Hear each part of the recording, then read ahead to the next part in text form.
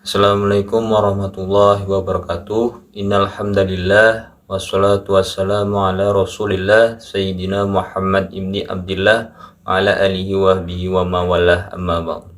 Pertama dan yang paling utama, marilah kita bersyukur atas nikmat Allah Subhanahu wa taala kepada kita sehingga pada hari ini kita masih diberi nikmat sehat.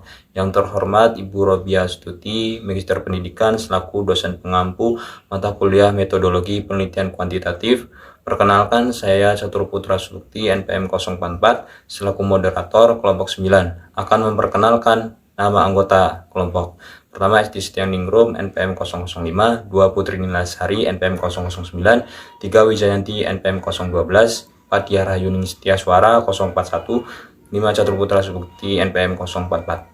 Kelompok kami akan menjelaskan materi tentang teknik analisis data dalam kurung penelitian eksperimental. Baiklah, langsung saja kita simak penjelasannya. Materi pertama yaitu pengertian penelitian eksperimental.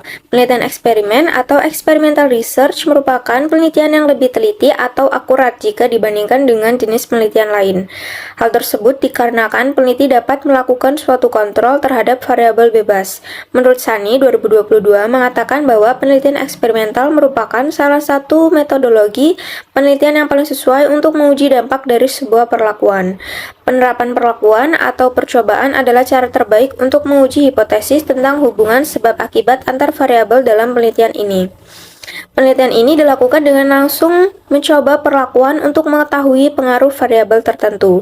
Peneliti dapat mengetahui efek dari minimal satu variabel bebas terhadap satu atau lebih variabel terikat. Variabel bebas dalam penelitian eksperimental sering disebut sebagai eksperimen atau perlakuan, sedangkan variabel terikat dikenal sebagai kriteria atau hasil penelitian. Selanjutnya yaitu penelitian eksperimental sungguhan. Menurut Merlina 2021, penelitian eksperimen sungguhan atau disebut dengan true experiment design merupakan rancangan penelitian eksperimental yang meneliti tentang kemungkinan sebab akibat antara kelompok yang diberi perilaku atau kelompok yang eksperimen dengan kelompok kontrol atau disebut dengan tidak diberikan perilaku, lalu kemudian membandingkan antara keduanya. Penelitian eksperimen sungguhan adalah penelitian yang secara penuh mengkontrol semua faktor yang kemungkinan mengganggu validitas internal sehingga hal ini dapat memberikan kemantapan hasil yang dicapai sebagai efek perlakuan. Ada dua faktor yang kemungkinan mengganggu validitas internal, yaitu faktor intrinsik yang meliputi perubahan pada diri individu atau unit yang dipelajari yang berlangsung selama penelitian, misalnya histori, kematangan, pengetesan, instrumentasi, moralitas, dan eksperimental, terus regresi statistika. Dan yang kedua adalah faktor ekstrinsik, yaitu kemungkinan kecenderungan hasil penelitian sebagai akibat perbedaan pemilihan peserta dalam kelompok eksperimen dan kelompok kontrol. Penelitian eksperimental semu. Penelitian eksperimental semu adalah eksperimen yang memiliki perlakuan atau disebut dengan treatment, pengukuran dampak atau disebut dengan outcome measure, dan unit-unit eksperimen atau experimental units, namun tidak menggunakan penempatan secara acak. Penelitian eksperimen semu bertujuan untuk memperoleh informasi yang merupakan perkiraan bagi informasi yang diperoleh dengan eksperimen yang sebenarnya dalam keadaan yang tidak memungkinkan untuk mengontrol atau manipulasi semua variabel yang relevan. Si peneliti harus dimengertikan dengan jelas kompromi-kompromi apa yang ada pada validitas internal dan validitas eksternal serta keterbatasan rancangannya. Berikutnya, kriteria penentuan rancangan penelitian eksperimental. Menurut Ahmad, tahun 2022 menjelaskan bahwa dalam sebuah penelitian yang menggunakan metode penelitian eksperimen, peneliti pada umumnya menentukan dan menciptakan sebuah atau seperangkat kriteria yang menjadi basis eksperimen tersebut.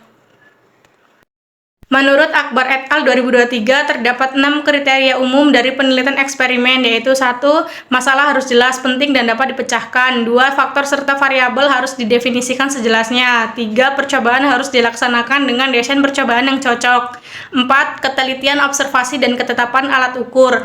5. Metode, material, dan referensi yang digunakan harus digambarkan sejelasnya. 6. Interpretasi serta uji statistik harus dinyatakan dalam beda signifikansi. Selanjutnya adalah rancangan-rancangan penelitian eksperimental. Terdapat beberapa bentuk desain eksperimen yang dapat digunakan dalam penelitian eksperimental, seperti yang dikemukakan oleh Sugiono 2022, yaitu yang pertama itu pre-experimental design atau non-end design. Dikatakan pre-experimental design karena desain ini belum merupakan eksperimen sungguh-sungguh. Mengapa? Karena masih terdapat variabel luar yang ikut berpengaruh terhadap terbentuknya variabel dependent. Jadi hasil eksperimen yang merupakan variabel dependent itu bukan semata-mata dipengaruhi oleh variabel independent. Hal ini dapat terjadi karena tidak adanya variabel kontrol dan sampel tidak dipilih secara random. 2. True experimental design. Dikatakan true experimental atau eksperimen yang betul-betul karena dalam desain ini penelitian dapat mengontrol semua variabel luar yang mempengaruhi jalan eksperimen.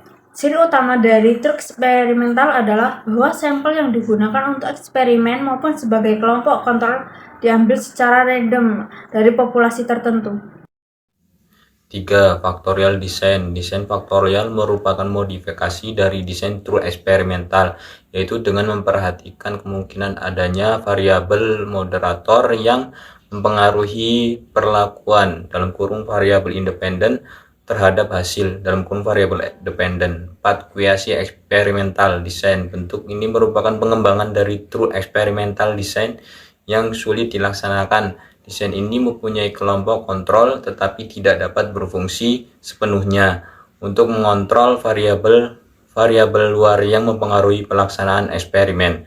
Kesimpulan, penelitian eksperimental merupakan salah satu metodologi penelitian yang paling sesuai untuk menguji dampak dari sebuah perlakuan yang jika dibandingkan jenis penelitian lain, maka penerapan perlakuan atau percobaan adalah cara terbaik untuk menguji hipotesis tentang hubungan sebab akibat antara variabel.